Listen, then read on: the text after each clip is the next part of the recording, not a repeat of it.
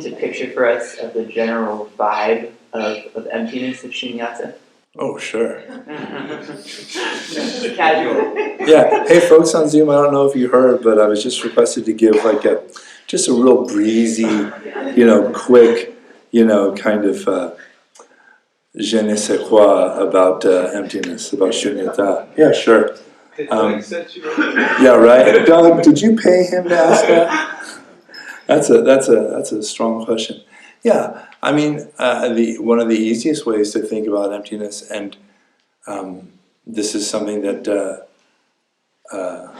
well, anyway, I won't do that. I won't geek out on the teaching lineage, but an easy way to think about emptiness is just thinking about how any object, anything that you can point to isn't a thing in isolation. In the Tibetan, they use a phrase that translates from its own side. This is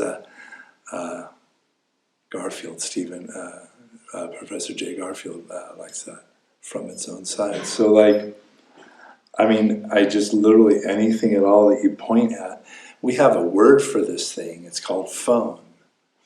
But that's just a word. And it's handy. I say, ask my wife, my darling, my love, where is my phone? You're holding it. Ah, yes, thank you. But this phone, if I spoke a different language, it would not be phone. So there's, signs and symbols. It's empty by way of signs and symbols. There's the emptiness of parts. If you take this thing and take it all apart, it's all there. Here's your phone in a sack. Look, I took it apart, but it's all there. That's not a phone. It's a bunch of junk. Or even just in the field of time, in anicca, this thing is literally before our very eyes decomposing. It's unraveling. And if you hold it long enough and watch it long enough, it's going to fall apart completely on its own. Probably me first. But that's also emptiness, because the viewer is empty too. Where's his phone? Well, he's nowhere. But he's got to be this guy. He can't be anybody else, but it's not me, because I'm already holding it. So I can't be the one who picked it up. So maybe for me, the breeziest ways of looking at emptiness is just an invitation to a more flexible way of looking at life in general. That person that you absolutely despise, there's a person at my work, may you be very happy all your days, who basically did something like years ago, and I'm still salty about it. That person doesn't have a single cell in their body now that they had at that time. Like literally, there isn't a single cell in any of your bodies, including the folks on Zoom, that you had 7 years ago. Every single cell has been replaced. So at what point is it still you, or is it no longer you? Well, it's still me because it kind of looks like the picture on my driver's license. But even that's silly. That's silly. That's not you. So, all these different ways of looking at the world as more open to interpretation, more flexible, less fixed, less solid. These are all really helpful because why? Why is it helpful to see objects, myself, my feelings, my thoughts, and the world as, let's say, open or flexible or squishy instead of empty? Why? Why is that a good thing? Anybody? You're more available. What? Say that again? You're more available. I'm more available to them. Why? Because they're not what you thought they were, let's say. Opinions can change, things can change. Things can change, people can change. No fixed view. No fixed view. I don't have to, the way I felt about a thing yesterday doesn't have to be the way I feel about it today. Someone else. Attachment.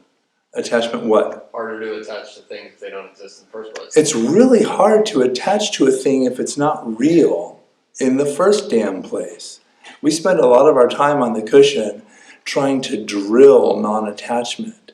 And we do it by practicing meditation, by watching things arise in the heart, for instance, there's that wound. I am still salty about that. And just watching it and watching it and watching it.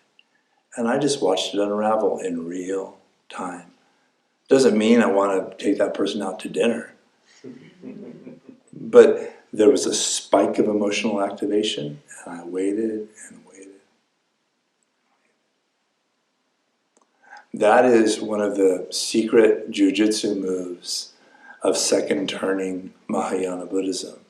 They took the initial instruction of this incredible punk rocker, hey, everything is empty of a self or anything that belongs to a self. Where are you? Where were you then? Where will you be?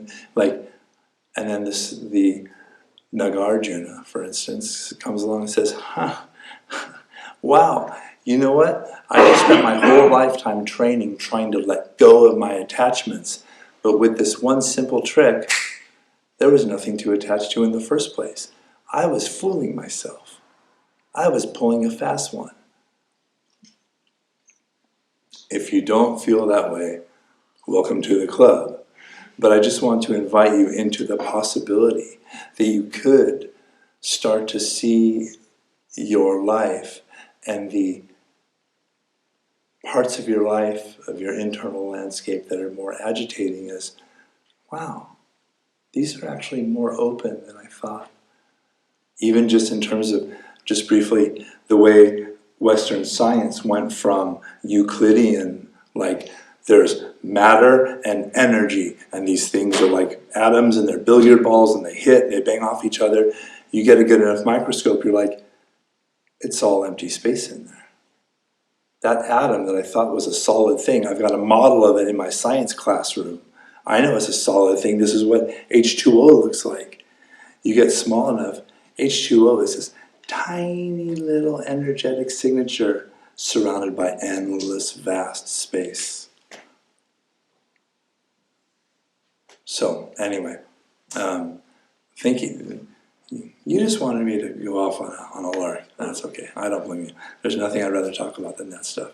Just imagine the world as, just invite yourself into the possibility that you, your thoughts and feelings, your experiences, the people around you, the world at large, is maybe a little or maybe a lot more open and changeable and flowing than maybe you thought it was previously. And you can follow that and follow that and follow that.